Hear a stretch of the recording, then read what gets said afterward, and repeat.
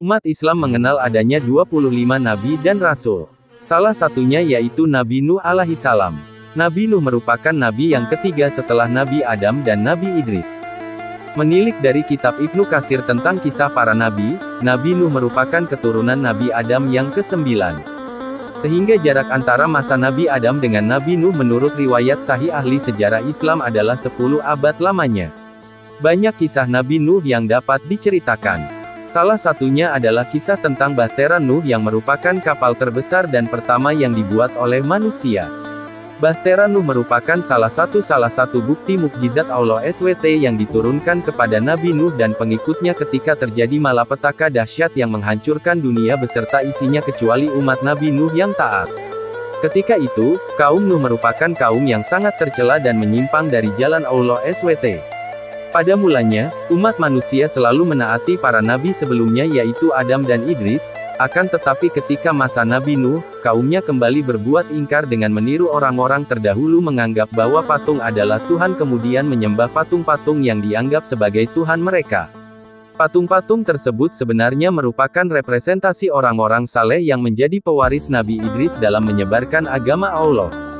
Akan tetapi kaum Nuh justru salah menilai dan memahami dan menganggap roh Tuhan ada di dalam patung tersebut dan orang-orang saleh penerus Nabi Idris adalah representasi Tuhan. Maka kemudian tersesatlah kaum Nabi Nuh. Awalnya, pembuatan patung tersebut hanya untuk menghormati orang-orang saleh yang bernama Wed dan Suwa. Akan tetapi seiring berjalannya waktu dan memudarnya ilmu agama, generasi kaum Nuh perlahan mulai meyakini bahwa patung tersebut pantas disembah. Hanya satu manusia yang masih memiliki pikiran dan akal sehat untuk menghentikan semua ini yaitu Nabi Nuh. Kemudian Allah SWT mengangkat Nuh sebagai nabi dan meneruskan risalah kenabian serta ditugaskan untuk membimbing kaumnya agar meninggalkan segala bentuk kesyirikan dan membebaskan kaumnya dari belenggu iblis yang menghasut untuk terus menyembah atau mengakui patung-patung tersebut sebagai Tuhan mereka serta kembali ke jalan yang benar dan dirahmati Allah SWT. Nabi Nuh merupakan nabi yang istimewa oleh karena itu, salah satu dari 114 surah Al-Quran merupakan surah khusus Nabi Nuh dengan nama surah yang sama yakni Surah Nuh. Surah Nuh merupakan surah ke-71 setelah surah Al-Ma'arij dan sebelum surah Al-Jin. Surah ini tergolong surah Al-Makkiyah yang terdiri dari 28 ayat. Kisah Nabi Nuh dimulai dengan diutusnya Nabi Nuh. Kisah Nabi Nuh dimulai dengan diutusnya beliau. Kisah diutusnya Nabi Nuh sebagai Rasul Allah. Sumber-sumber dari ahli sejarah yang diriwayatkan oleh para ahli sahih menyatakan bahwa Nabi Nuh memiliki nama asli Abdul Ghaffar atau Yasikur.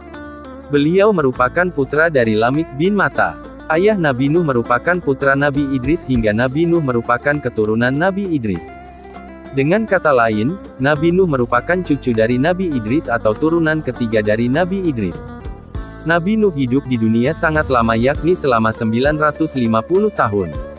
Fakta ini didapat dari salah satu surah di dalam Al-Quran yaitu surah Al-Ankabut ayat 14 yang artinya, dan sesungguhnya kami telah mengutus Nuh kepada kaumnya, maka ia tinggal di antara mereka 1000 tahun kurang 50 tahun.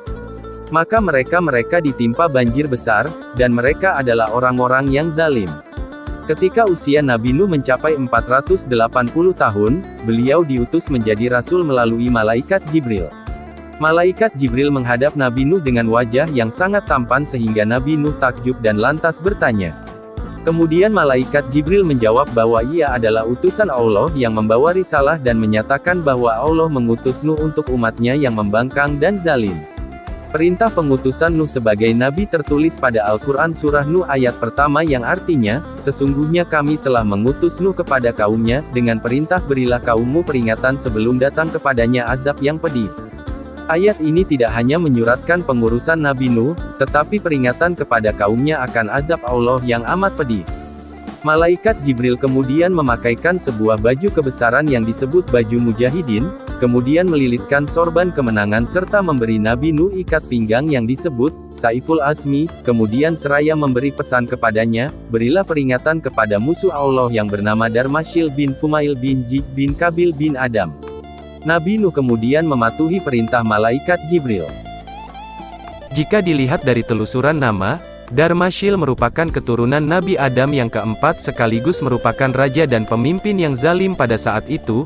Dharmashil merupakan manusia pertama yang membuat arak dan meminumnya.